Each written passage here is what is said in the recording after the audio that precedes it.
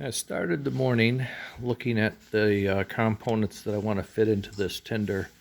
This is the standard dimensions for the royal blue tender shell, and we may be using a longer one for one of Leon's custom, but I wanted to try to see if I can fit this into that royal blue shell.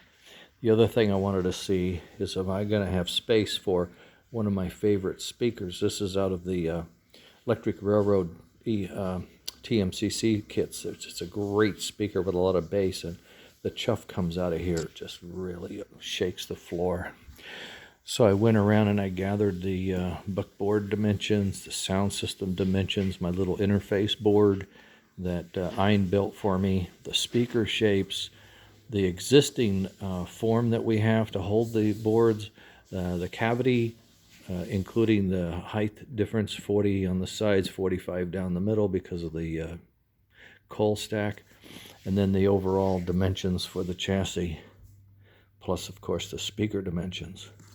So I took all of those and I put a scale, 1-to-1 scale diagram together, and here you'll see I've outlined where the speaker would go. I have the sound system down here at the base, and I started with it down here, moved it down from here to here, and then I realized I have this empty spot up here. Why don't I push it forward? So on this side, I move the mounting points up so that now the speaker frame fits up further north, and look at that, it opens up a lot of room down here for that speaker. The buck boost guys will sit right in here, one on each side, just like they are. And I have these mounting positions. It'd be one on there, would mirror this side here, huh? Mount them here, buckboard on either side, and it would straddle the soundboard. Soundboard would be down in the middle here, like that. It would be on a little stand, a couple of tabs. Buck boost would be sitting here, and there might even be enough room for that interface board on the top. Since we're in the coal zone, you know, the coal comes up higher, so it could be more room. Over on this side, I was sketching in where the speaker could go. Sideways is not a problem.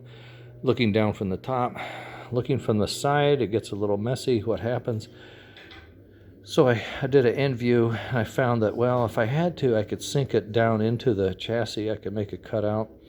But with the coal load, it looks like this thing is going to fit just fine right in the end. And I still have room for tabs on the low side.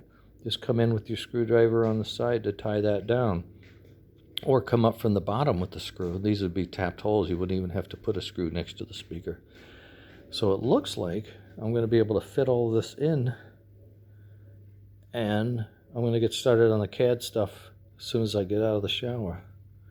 Okay, I'll fill you in on how that goes, and maybe I'll have a printed part to try out. That would be fun. Okay, later.